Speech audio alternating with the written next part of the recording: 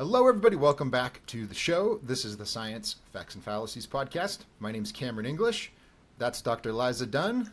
We are Hi very there. excited to talk some science. Liza, how are you? Fine. We've had a busy day today. It has been a truly exciting day. We had our most recent space. We took 2 weeks off because Liza was off curing serious problems in Malaysia. So now we're back. This was our first one in 2 weeks. It was awesome. We talked about some problems with peer review. We talked about politics encroaching deep into science. We had very diverse viewpoints, which incidentally I think is one of the best reasons people need to join us, is because Absolutely. I guarantee you will hear from someone who disagrees with you, and it will feel bad at first. It'll feel yucky, but you'll get to the end and you'll go, oh, I sort of understand where they're coming from. So if nothing And else, yeah. and we can talk to people who disagree with us. It's not the end of the world. The sky's not falling. And that's how we're going to manage the next 4 years. We're going to make it, everyone. We're going to get through it. I promise. We're here to hold your hand through this difficult time. It's going to be all right. It's going to be fine. Okay. In the meantime, while we fret about the next 4 years needlessly, let's look at some interesting stories. These are from the headlines at geneticliteracyproject.org. It's where all of our content comes from. They source it from all sorts of publications all over the world, and we try to get a good sweep of what's going on in the world of science and science policy. So here we go. First up, does eating ultra-processed foods speed up aging? Next, addiction, yet another health problem Ozempic and other weight loss drugs might help address. And finally, why peer review is no longer the gold standard for quality, objective science research. Really fascinating, that last one in particular. But let's start. This is originally a story from Medical News Today. This is by Kelsey Costa, who is a registered dietitian, I believe, if I'm reading that credential right. Mm-hmm. And this is about a study that was originally published in the American Journal of Clinical Nutrition. And they're looking at the association between ultra-processed foods and aging. So let's go through the methodology really quick, Liza, and then maybe you can explain some of the mechanics of what's going on here and what they're looking for. So they took, it was roughly 22,000 people split between men and women. I think the average age was something like 55, 54, 56. 55, yeah. Something like that. So they're looking at older folks because they're concerned about aging. So they took these people and they had them fill out a questionnaire. It's called a food frequency questionnaire with 188 items on it. And the basic idea is that you say, I have this many servings of wheat bread a day, and I have this many, frozen pizza rolls or whatever. So you just list out all the foods that you consume and the amount that you consume them in. And then they take this data and they compare it to some health outcomes. So in this case, they're looking at aging, and they're not just looking at, this person says they're 54. They're looking at that, but then they're comparing it to, I think it was 36 biomarkers. And these apparently are pretty reasonable indicators of how you're aging. Liza, maybe you can say more about that. But in this study, and again, we'll have to get into the details, but they said consuming more ultra-processed food, and we'll get into that definition in a minute as well, they said that consuming more of this possibly speeds up the aging process, excuse me. And they were clear that this was an associational study. It's just a snapshot. It's what's called a cross-sectional study, where you're looking at people in time, at like a one moment in time. So they didn't follow these people for 30 years and see how they ate and see how they aged. They're just looking at a data set, which is very important. We can talk about that later. Now, to their credit, at least to Medical News Today credit, they are very clear to say the poor nutrition content of ultra-processed foods was only weakly responsible for this link, implying that other aspects of these foods might accelerate our biological aging. So, round of applause, first of all, for Medical News Today. Thank you so much. And they didn't bury that at the bottom of the story. That is the third paragraph of the article, which means that most people are going to look at this and they're going to go, oh, that's a helpful bit of information that you generally don't see. So we can get into some of the specifics, Liza, but what did you think of this paper and then what Medical News Today had to say? Yeah, I think once again, a lot of this, I don't necessarily think that a one blood test that's testing for multiple different biomarkers it, as a snapshot can tell you what actually is happening I'm not sure that I believe that is a validated way of measuring biologic age. Regardless, if it's a third of a year difference. So I'm not sure that even matters, right? And the claim in the study was that so the average age was 55.4 or something, and their blood testing was demonstrating that the people who they claimed had a less processed food in their diet was 54.9. So it's a tiny difference. And the thing that I thought was really, really fascinating was that they mentioned that the people that were eating ultra processed foods, they claimed, were more sedentary. So I suspect that if you're having a high consumption and less exercise, you're going to wind up with biomarkers like that may not be related to the ultra processed food. It may be related to your lifestyle. So I think ultra processed food is put out as a boogeyman all the time, but I don't necessarily. Once again, I think it's a lifestyle thing. If you overconsume and under exercise, you're at higher risk of metabolic disease, and that may be reflected in your blood testing and things like that. So a spot in time doesn't tell you anything about the long-term thing. Aging is a long-term event, so you'd much rather have repeat studies to give you a trend rather than just snapshots. So once again, it's an association. Correlation is not causation. I think this is part of I think that Medical News Today was responsible in the way they reported it. But I think that this is sort of going into the library of hype against ultra-processed foods. I think this is a conclusion in search of data. Yes. Looking at this paper, and there's a few reasons I say that. So one of the things that stood out to me in the Medical News Today article, and by the way, the paper is paywalled. There were snippets of it that I could see, but I couldn't really dive into the details. So most of this is coming from the news article, full disclosure there. But Medical News Today says, and you sort of alluded to this, it said, compared to those who consume the least amount of ultra-processed foods, those who consume the most were generally younger, more educated, less active, and more urban, and they tended to be free from chronic diseases. However, this does not imply that eating more ultra-processed foods is healthier. Now, this is fascinating to me. I would actually agree, right? You should probably limit your intake of boxed macaroni and cheese. You shouldn't subsist on that. It's probably not the best thing for you. But what they just did in that sentence is they threw the association in the other direction, right? Yeah. So they were careful to say, we can't definitively prove that eating ultra-processed food is bad. However, even though the people that were eating more of it were less sick, it's probably that they were just younger, and that's why this completely chronologically younger. Right. Right. It's so funny. It's like now again, as I said, you shouldn't just eat processed food, right? Don't eat Twinkies and Coca-Cola and nothing else that's not nutritious, obviously. But it's really funny here that they are so committed to this that even when they see a result, you can draw the same association with their methodology and say, well, if you eat more of this, interestingly, it seems you're younger and you're healthier. Right? You don't have diseases. Yes, right. Exactly. So this is one of these typical kind of let's get people wound up about things they don't necessarily need to be wound up. I mean, they've got the whole thing about the decreasing in the fiber structures of the interaction between the long and short. Sugar is sugar, protein, fat's fat, right? And you can get varying compositions of it and things like that, but your body breaks it down in a pretty consistent way.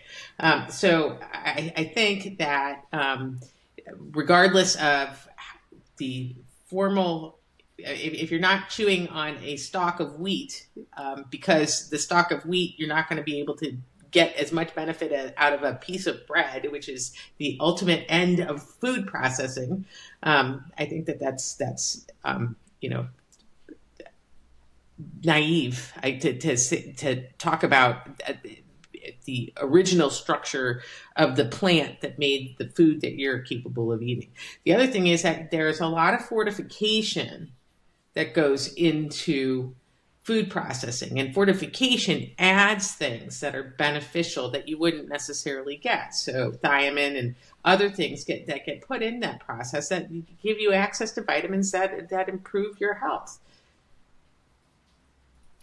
A couple other things related to the methodology of this paper. So there's that qualification at the top where they said it wasn't necessarily the nutrient content of this food that was causing whatever problem they think they found, which is good. But then immediately they went on to say, but there's probably other things with the food that are problematic, right? And then they went into all of these speculations. Acrylamide, yeah. Right. They have no way of knowing that based on the methodology of their study. They are throwing these out here, I think, because they did not get the result they were looking for.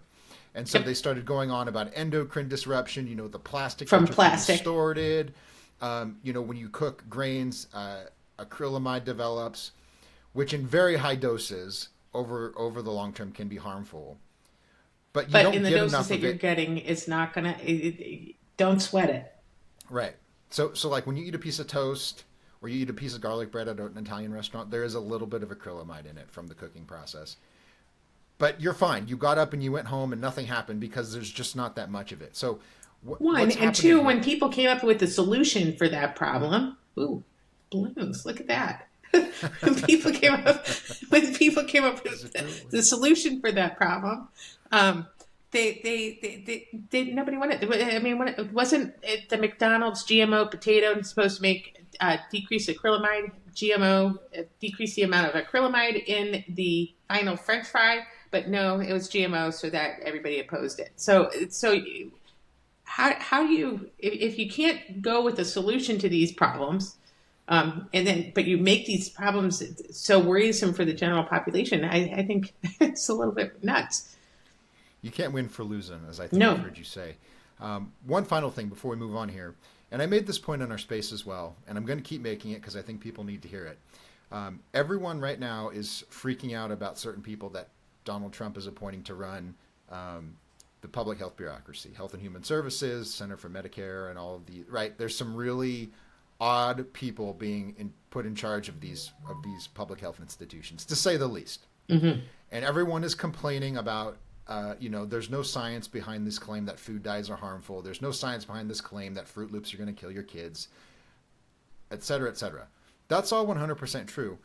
But as I said today in our space, there is almost nobody in our science communication world that is contacting the journal, the American Journal of Clinical Nutrition, saying this is junk. Yes, this is junk. In fact, I've got my thesaurus open here. I got to start using bigger words. This is bunkum. This is balderdash. This is falderall. This is silliness. This is twaddle. No, like no one. Twaddle's my favorite. I've got a whole bunch of these because there's an 8-letter word that I use too frequently that I'm trying to replace. It's a synonym for fertilizer. Anyways, like no one in our field, in our little group here, is going to contact this journal and say, why in the name of all that is holy did you publish this? No one's going to do that.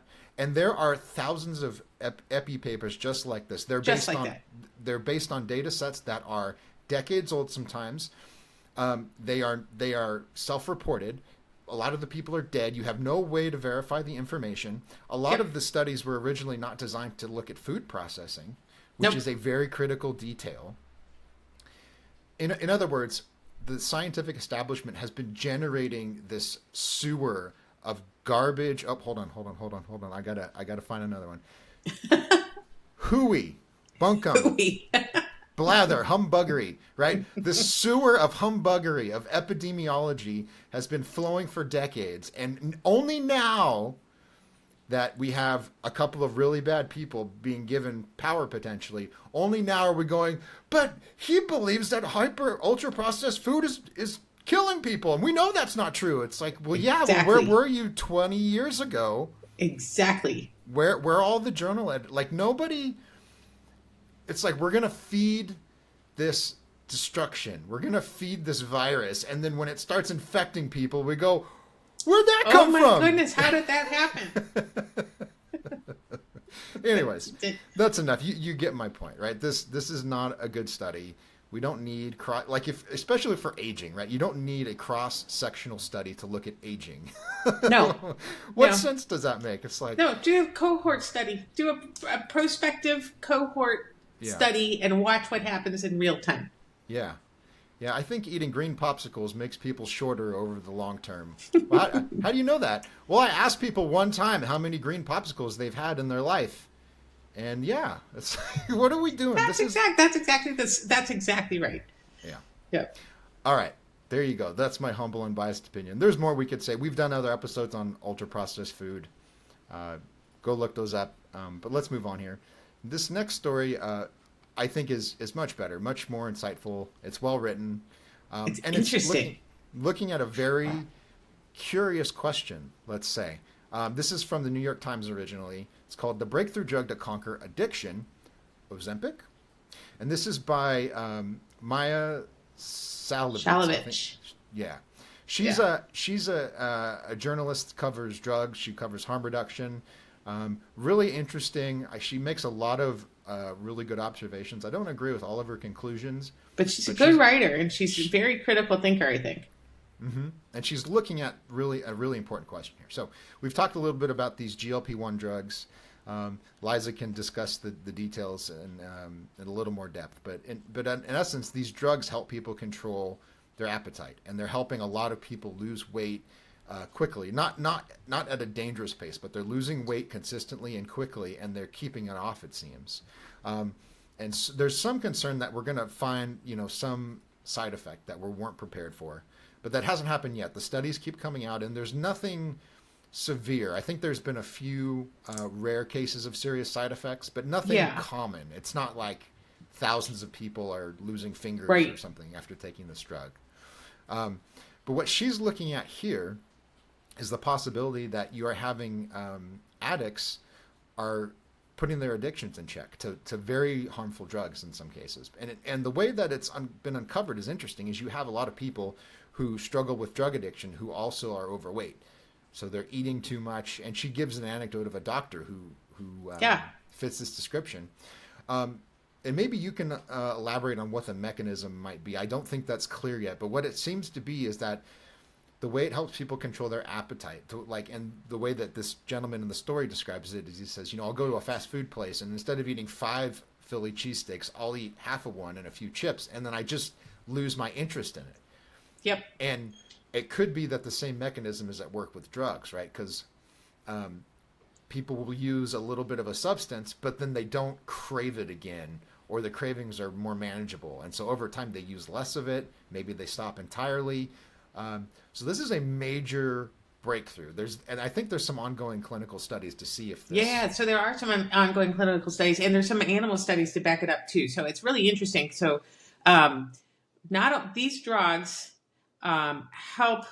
were originally designed for type 2 diabetes. So people with insulin resistance, and people with insulin resistance tend to be a little heavier, and they wind up having all sorts of complications from obesity and type 2 diabetes. And so this particular drug helps with the release of insulin. So you release more insulin, and it helps your tissues utilize the glucose, get into the tissues where they've been resistant before. But in the brain, it does a couple of things. So with the gut itself, it slows down the gut, the peristalsis, the muscle contraction of the gut that pushes food through. So in the stomach, you feel full for longer. And then in the brain, it works on something called the mesolimbic system. And the mesolimbic system gives you a sense of satiety. So you feel, not only do you feel full because your gut is slowed down, but your brain is telling you that you feel full too. So you don't have the craving for food. Now, interestingly enough, the mesolimbic system is also associated with addiction. It's the reinforcement area, the part of the brain that does addictive behavior, reinforcement. And the neurotransmitter, the chemical that's in your brain that makes you really like stuff. It makes you want to seek out more and seek out more. It's called dopamine. And when you get high releases of dopamine in that part of the brain, you wind up promoting addiction. Well, it seems like this, and I don't know that they know the mechanism, but it seems like this particular drug or this class of drugs modulates that dopamine response in the brain and decreases your, it not only makes you feel full, but it decreases your drug seeking behavior. So in this study, what they found was in a huge number of people, there was a statistically significant decrease in drug overdoses resulting in death, and then also a decrease in issues with alcohol disorder as well. So it was not only opioids, which are highly, highly addictive, but also alcohol. And so it's a fascinating study. And then and what I really like about this study is that even though this is epidemiology, and this is good epidemiology, it's looking at associations that seem to be pretty consistent, but also is backed up by laboratory data and laboratory animals. So they've started noticing that they've done studies on laboratory animals that are getting these medications, but they are also given opiates or alcohol, and it decreased their own drug-seeking behavior. So the mechanism isn't entirely clear because, once again, it's a brain thing, and we still have a lot at the frontier that we haven't entirely come to understand, and it's fascinating. But this is good epidemiology with a good mechanistic explanation for why this could be backed up by laboratory data that seems to be supporting it. And so I think this is really good news because we have a huge drug epidemic, opioid epidemic going on in the United States. And so far, I think it's been very difficult to deal with. And this could be promising for those people. It's very encouraging to see this kind of an intervention work because there's a lot of drug treatment. Some of it works really well. Some of it works really well for just a few people. Mm-hmm. And so this would be a major game changer. I know that phrase is overused, but this is huge. A couple of things towards the end of the story that I find unconvincing, shall we say. So she's got a couple of criticisms of why the drug might not be used widely enough. So she points out that in order to seek FDA, or in order to get FDA approval as an addiction treatment, the companies that manufacture these would have to do a new set of clinical trials for the FDA to review for the specific purpose of saying this is effective and it's safe for treating drug addiction. And understandably, in my opinion, the companies that make these drugs, they don't want to go through that process again because it takes about a decade and it costs many billions. $1 billion per drug. Yeah. So, it's an absurd cost. And she says, well, doctors can prescribe it off label, but the problem is that a lot of insurance companies won't cover the cost of a drug if it's used off label. And so, she sort of leaves off, and she doesn't say this like vitriolically, but she sort of leaves off with the implication that, the problem is the pharma companies aren't going to do the socially responsible thing and lower the price of these drugs and submit it for FDA review. And I think that's the wrong take. If the companies are not willing to spend $1 billion or $500 million, whatever it is, for different drugs, I'm sure it varies. Maybe we can look at the FDA's process. Does all of the bureaucracy that goes into it, does all of the administration, does it really cost all this much to prove that the drug is safe and effective? Well, there's that one thing, but then if you look at people with opioid use disorder, and you look at their complications from that problem, right? It's IV drug use. They get cardiac valve infections. They get strokes. They get sepsis. And you're trying to tease out if that has anything to do with the drug that you're administering. You wind up creating a whole data set that can get completely sideways because it's not going to be a very well controlled study because you can't control for their addiction. Now, I don't think that we, as toxicologists, we routinely prescribe things off label. And I think that that is a very viable path for something along these lines. And the reason why we do off label is because nobody is going to do a randomized double blind control study on cyanide poisoning. You're not going to have somebody getting cyanide and not getting treated and somebody getting cyanide and getting treated. So it is not unethical to treat people off label with when you know how something works physiologically. But it's also, you don't necessarily need to do a trial. If the safety studies in other people have been demonstrated to be okay. I think that illustrates the problems with the bureaucracy. Mm-hmm. Like the fact that you would demand another set of clinical trials that are going to be harder to do. And to her credit, she points out that this is going to create a bunch of possible associations. And so all of the university researchers that we just got done talking about in search of grant money, what are they going to do? They're going to go, or this all the trial blockbuster drug. lawyers. Right. In search of drug. Oh, look at you guys knew that this had an association, right? Yeah, it causes strokes. What a coincidence. I mean, sure, they're also longtime heroin addicts who use, dirty needles, but no, it was your drug. And then the trial lawyers are going to, right. So I understand, from a long-term perspective, why a company would be hesitant. So it's not just a matter of lowering the price of the drugs. It's a matter of recouping the investment of developing the medicine in the first place. And no one seems to think, and again, not to disrespect her, because I think she's a great writer. It's a very reasonable story, but there's no like, hey, thanks for developing these groundbreaking drugs. No one else in our field has been able to figure this out. We really appreciate. It's more like, we expect this of you. We expect you to produce this and put it at a price that we give it to us. Right. And by the way, we're also going to dictate all of the federal regulations about your company and about healthcare. And, maybe we'll give you a seat at the table if you do exactly. It's just like the whole framing of that I find troublesome. The other final thing is, it's just a single line in here, but she says, the companies are hesitant to get involved in this because there's stigma around drug use. And addiction is seen as a moral problem, not a medical one. And again, this is going to be unpopular with some of our listeners, but that's okay. Addiction is a moral problem. It doesn't necessarily mean that people that struggle with drug abuse or whatever, you don't have to judge them. Right. You can say something. You can say something's right and something's wrong.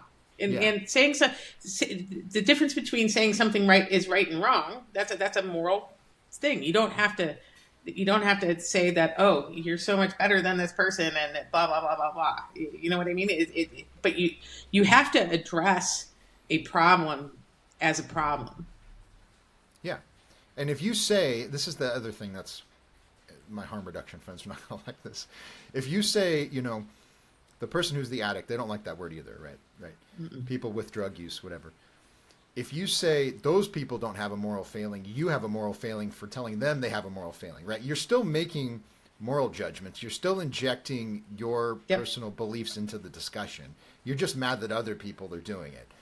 And the problem I'm getting at here is that a lot of people turn to drug use, not everyone. A lot of people turn to drug use because they have serious problems in life. It could stem from, child abuse, or it could stem from a mental health disorder, whatever. But I just wanted to mention that in passing. And I'm not alone in that. There's a lot of psychiatrists who treat drug addicts. Thinking of Theodore Dalrymple, who wrote a book called Life at the Bottom, which is just excellent. His words are like butter. They're just beautiful. And he makes lots of very good points, right? It's like people willingly do drugs when they know it's harmful because they like it. So to pretend that they're victims, like the needle just found their arm. It's, right. And she doesn't say that in the story. I want to make that clear, but I'm sort of talking in generality. So anyway. She's a good writer though, and it's a great article. It's really interesting. Yes. Yeah. As far as science journalism goes, I think she's one of the best. Yep. In covering all these issues. So we'll leave it there. It's very exciting though to have a drug that is this effective for an issue like addiction. Okay. Let's move on here. Final story. This is by a researcher named Roger Pilkey Jr. He writes a Substack called The Honest Broker. It's called Weaponizing Peer Review, Tactical Science in Service of Political Ends. We actually discussed another article that Dr. Pilkey wrote for another journal, talking about more or less the same topic. So here he's saying, he starts out by pointing out that a lot of people in science communication or science education, they will say, the key difference between good and bad science is peer review. And so if something's peer reviewed, that is, it's not foolproof, but it's somewhat of a stamp of approval saying this has gone through rigorous review. You can be confident that there's truth in this, versus scientific claims that are made in the general public or in the public square that haven't been reviewed by academics. This is where the bad science is. And Pielke here is saying that standard doesn't really apply anymore, because you have a lot of bad research being published in academic journals, and not just in obscure journals or predatory journals, but major mainstream journals. Science, Nature, The Lancet, our favorite punching JAMA. bag of late, JAMA, all sorts of journals. They're publishing bad stuff. And what Pielke has pointed out is that he's gone to the editors of some of these journals and he said, this study is based on fraudulent data, and I know that because I developed the original data set that they abused. Mm-hmm. So you need to be aware. You need to be aware of what's going on here. And the editors either ignore him or they give him some generic excuse for why they're not gonna. And they won't retract. Right. Yeah. Right. So he goes on to say, what a lot of this research amounts to is tactical science. Mm-hmm. And he says it's not just bad science, it's tactical science, because it's written or it's published with the intent of pushing policy in a certain direction, or discouraging other researchers from investigating certain questions. That's exactly right. So in other words, they're not. It's really interesting. Like if you do a study and you reach a conclusion that's data driven, and then you have that effect, that's okay. That's okay. But what he's saying is, and he gives some very specific examples. He talks about, I think it's in economics, where he gives the example of some researchers where they said, we did this study with the deliberate purpose of influencing the administration at the time from not pursuing a certain policy related to climate change. That's mafia. That's gangster. That's not what science does. Right? No, and that's not. Yes, no. The purpose of science is to be on a quest for finding the truth, not for your particular political narrative. And when it gets bastardized like that, that's how you wind up in the situation that we have found ourselves in now. Because people used it for their own individual political means. They weren't pursuing the truth. They have a narrative. They believe. It's almost faith-based sometimes. They believe in their position, and so they shape the science around their position instead of letting the science take them to where the ultimate truth is. And it's really interesting that the people the very first people that he quotes in this article are Naomi Oreskes and Eric Conway writing about Merchants of Doubt, and we talked about Paul Thacker, who's a journalist today, shaping a lot of narratives around different things, and they have very particular persuasions about things that they write about and about their science communication that has been used tactically. And I like that term, tactical science. It's very evocative. It's very, I know exactly what that means when he says it. Yep. And the thing that bothers me about this is that he sometimes says, there could be an ultimate conclusion that's correct, right? You could be in pursuit of a truth, but the way you're getting to it is dishonest. Yeah. And he gives the example of the COVID-19 origins debate, which I've just ceased to follow. It's just really toxic, and I'm tired of trying to... Yes, and the horse is out of the barn with that, right? It's out. We can follow the virus. We can see how it's mutating. It almost doesn't matter where it started. I think it's important to get to the bottom of it, even if it's just from a policy perspective. Yeah. Because I mean, the public's trust in virology, in infectious disease research it's negative, shattered. Right? It's in the basement. But the point he makes about it's this very well-known paper that was published in 2020. It's called the Proximal Origins paper, which purported to show that a lab scenario was highly unlikely. But what he points out in this, and he's got quote after quote, very detailed comments, emails that have been released from Democratic and Republican research reports that have been, investigations that have been conducted, which very clearly shows that I think it's all or most of the authors on that paper were privately communicating. They were saying, a lab origin is highly likely, and I'm really concerned about certain features of this virus that I find it difficult to explain from an evolutionary perspective. That's right. And one of the arguments in response will be, well, they changed their minds. New evidence came out. Maybe that's the case. But what's happening here is that they're talking to each other privately and they're saying, I can't explain this. And then publicly they're saying, oh, I can totally explain this. That's right. It came out of that market. So however it originated, as Liza was getting at, it doesn't really matter. But like what you're doing is dishonest. And there's people putting pressure on the editor of Nature Medicine to publish the article. There's ghost writing going on. Now, I remember just a few years ago hearing about what a travesty ghostwriting was. And exactly. Right. But it's happening here in the upper echelons of this research, of this field. Like this is just not allowed. And those discoveries have absolutely trashed the public's perception of the scientific establishment right now. Medicine used to be held in very high esteem. It's just plummeted. I think I saw a thing on Twitter or on X the other day that said the doctors have a 31% approval rate within the public. I think that's somewhere in the neighborhood of Congress, which is just incredible, right? So, and it's because of things like this.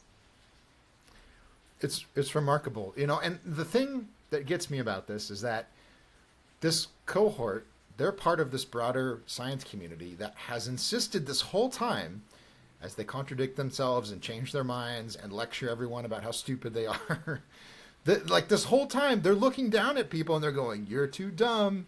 You can't. This is much too sophisticated for you to be having." Yeah, we have to be in charge of your information diet because you're too stupid. I mean, sure, you go to work and you finance everything that we do, but you pay for it all. Right, that's right. Right.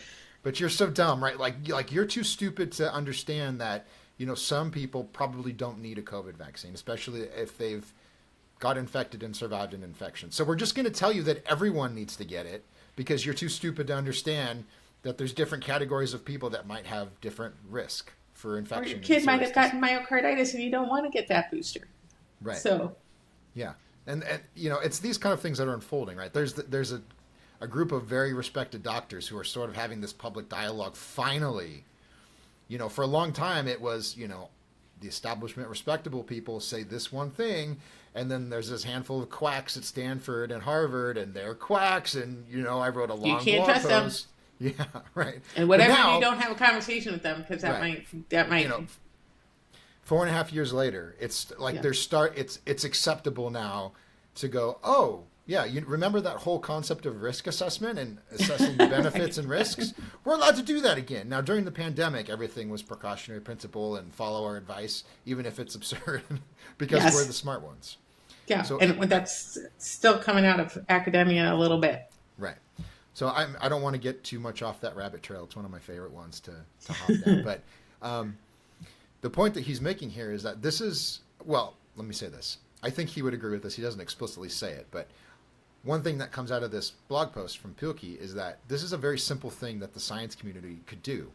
Because if there's a high-profile paper that has been the basis for public policy and it's flawed, if you're the journal editor, or even better, if you're the authors, come out and say, hey, we made a mistake here. Our paper should have been corrected. Or it should be retracted. We were wrong about this. And that's how you build trust. It's okay to be wrong. Yeah. And by the way, I read that point in a Nature study, right? There's a bunch of science communicators. They published an article in Nature during the pandemic, and they said, here are the steps you can take to build credibility with the public. And one of their points was, when you're wrong, just say you're wrong. It's okay, It's okay. Awkward. Retract the paper. Yes, yeah. and yes, and but you destroy public trust, and then they're going to take away your money. You're not. They're going to stop funding you. And they're going to vote to stop funding you. Yeah. And this is what I'm afraid of, is that bad things are going to happen. So like you're going to get people in the government who will defund things that should be defunded, but they're also going to defund things that should not be, and they're Should going not to be put out defunded. they're going to put out guidance that's wrong and that's harmful. Yep.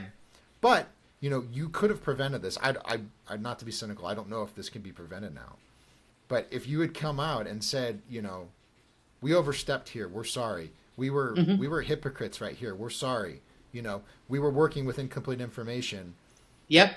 That would have gone so far. And no one, even today, there's a lot of people that will just go, I don't know. We're so smart and we gave them the best advice we could and they all hate us. And, whatever. It's like, yeah, it's a lack of self-reflection. So read this article by Pilkey.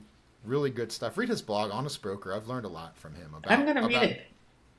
I wasn't aware of him until today, both of these articles. Yeah, he's one of these guys who's like, he's able to maintain his reputation within the mainstream and say things that normally get people in trouble. I just think maybe he's established himself. Yeah. And so he's allowed to do that. But he's put out a couple papers and he's saying, yeah, these projections about the amount of CO2 that we're going to emit, these are all wrong. And there's thousands of papers based on these projections and they're fundamentally flawed. Wow. It's like, and this isn't new. That's brave. That's brave. Yeah. But I mean, and interestingly, that work got peer reviewed and published in big climate journals, So anyways, good. He's a very, very valuable resource. So go read it. Yeah. And we'll wrap it up there. Thank you so much for joining us. I hope you find the show to be a valuable resource. I hope you follow us on Twitter. It's at Dr. Liza MD. I'm at Cam J English. The spaces are every Friday at 11 a.m. Central Time. Please come. If there's a topic that you want to talk about, tell us. And we'll almost certainly do it unless it's weird or you're a jerk. Those are the only two qualifications. Yeah. And same thing at the space. We'll let you talk as long as you don't bring up weird stuff or post gross pictures or be mean to other people. That's right. And we've had all of those things happen at different times. Yes, we have. Anyways, thank you so much for joining us. We'll be back next week. Until then, have a lovely weekday. Have a great afternoon. Thanksgiving. Oh, yes, that's right. Yes. Eat lots of turkey. Eat lots of ultra-processed food. And have fun. Yes, I'm eating hella, to use a word that the kids use, pecan pie. Lots of high fructose corn syrup. Yeah, it's delicious. It's the best. It's ultra-processed. It is. That sounds delicious. Hopefully I don't age over the... There you go. That's exactly right. Have a good one, everyone. We'll see you next time.